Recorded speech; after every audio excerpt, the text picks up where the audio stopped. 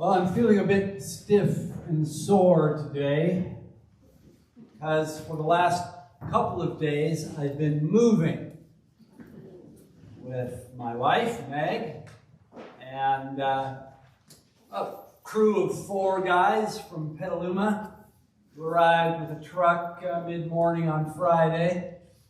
And we find ourselves now living in our sort of permanent residence here in Ashland. But it's not entirely new to us. My in-laws have been living there for the last 25 years or so. And it's a beautiful place in the country, just south of town, kind of on the far side of Emigrant Lake on Old Siskiyou Highway. And over the years that we've been coming here to visit Molly and Ed, we've really enjoyed being there, and at times we've even said to ourselves, wow, wouldn't it be amazing if someday we could live here?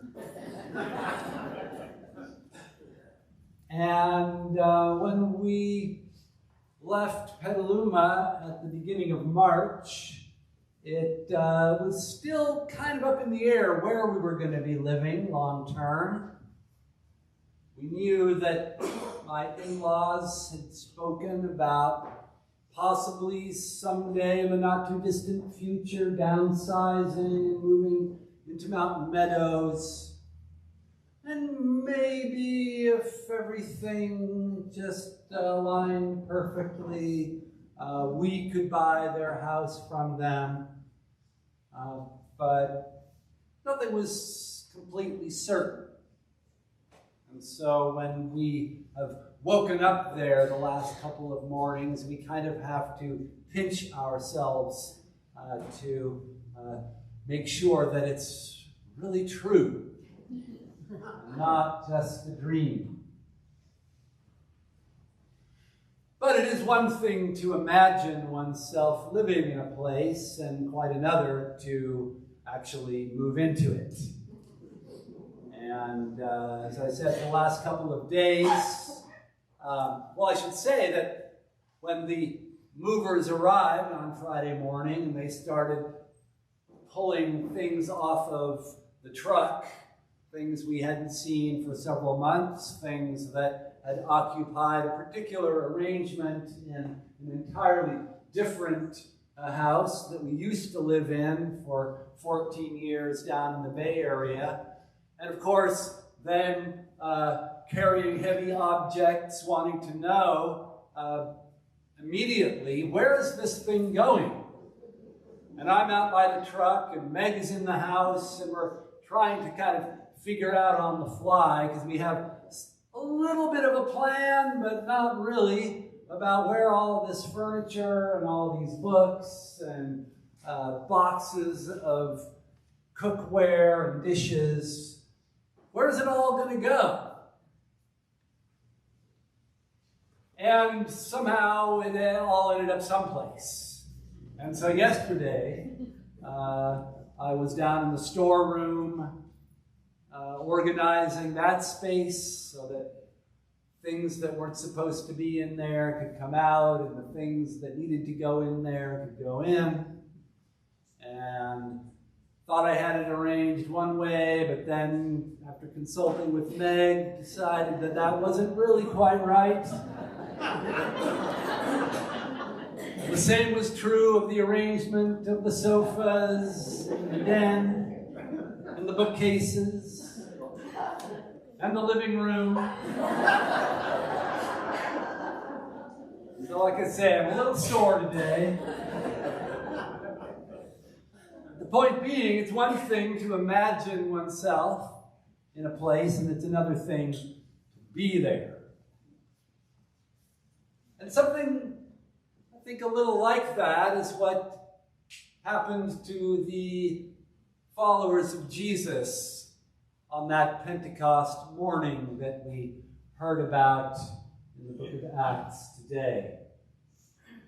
It's one thing to hear about the fulfillment of God's promises to Israel, to hear about God's pouring out of the Spirit upon all flesh, so that men and women and even slaves, both men and women, are empowered by that Spirit to see visions of the future and to speak the mysteries of God in words that are powerful and true.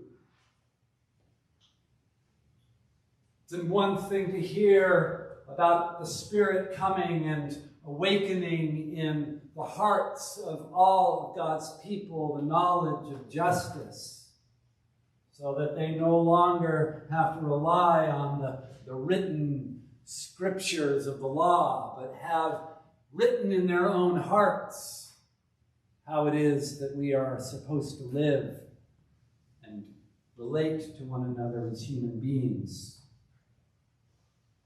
It's one thing to hear about the Spirit of God renewing the face of the earth and hastening all things towards their completion and fulfillment in that Spirit of God, so that the whole creation becomes new. But it's another thing to be there when it happens. It's another thing, having gone with Jesus through his ministry in Galilee and to Judea, and his entry into Jerusalem and his going to the cross and his death and resurrection and ascension. And it's another thing to find oneself as the holder of that story, to be responsible now for his teaching, for his wisdom, for the truth that he came to speak to the world, and to be empowered by his Spirit to proclaim that truth to all nations. And yet that is what happens to them. We have this magnificent vision of flames alighting on the heads of each one of those humble people from Galilee, those fisher folk and village dwellers from the sticks, who all of a sudden find themselves in Jerusalem, and a loud sound like the wind from heaven blowing through the house where they are, a sound that draws pilgrims who are there for that pilgrimage feast of Pentecost from all over the eastern Mediterranean world. And at the sound, they come running to see what's going on. And the apostles, the disciples of Jesus, are mysteriously empowered to speak of God's wondrous deeds in Jesus of Nazareth, of the life and the death and the resurrection and the ascension of God's Messiah, in the languages, the native languages, the mother tongues of each one of those pilgrims. What an awesome experience, and what an incredible responsibility they have received.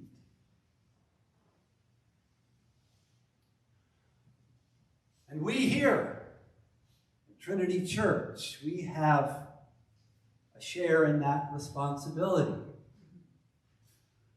We are ourselves experiencing a kind of a Pentecost in our own modest way, a kind of renewal of the Spirit in our midst after a long and arduous journey through the COVID-19 pandemic and a long and sometimes difficult leadership transition and the Almeida fire and the impact of those events on the surrounding community, the economic and social costs that those things have imposed not just on Trinity Church, but on the whole Ashland community and the Road Valley. And so it was that this week, as I was preparing to move into my beautiful new home out in the countryside, I also, on Wednesday afternoon, went on a tour of the Aura Center, which is an amazing place, a former Super 8 motel that has been turned into a refuge for those in our community who do not have a house to live in. A place where they receive guidance and counseling and health care and meals and a safe, clean, private place to sleep. And I wonder what kinds of dreams, what kinds of hopes that people had thought were lost beyond recovery are being awakened in that place. And how we, as bearers of the good news of God's mighty acts in Jesus Christ,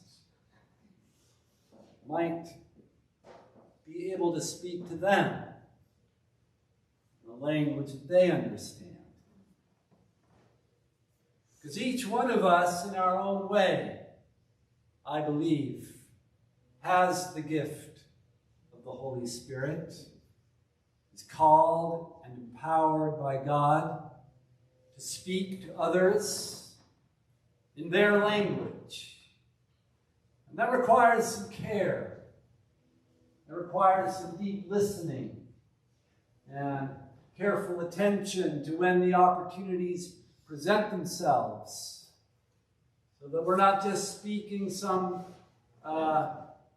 jargon of the church or some preconceived notion that we have about how the good news is good news for them.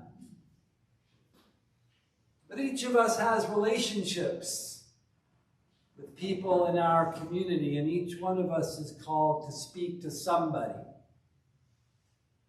Each of us knows somebody to whom God has sent us to speak to them of hope. Hope that comes to them that perhaps they thought had been lost. Of life awakening in them that they perhaps thought was died. Of a future that God holds for them that they cannot believe is true. And each of us is sent to find those people, to speak to them in a language that they can understand. To speak to them of how God has been sent to this world in the person of Israel's Messiah, to live and die as one of us, and to rise again, and ascend to the right hand of God, to intercede for them, so that the world's notions about what constitutes sin and what constitutes justice and who it is in this world is judged for their actions are turned on their heads.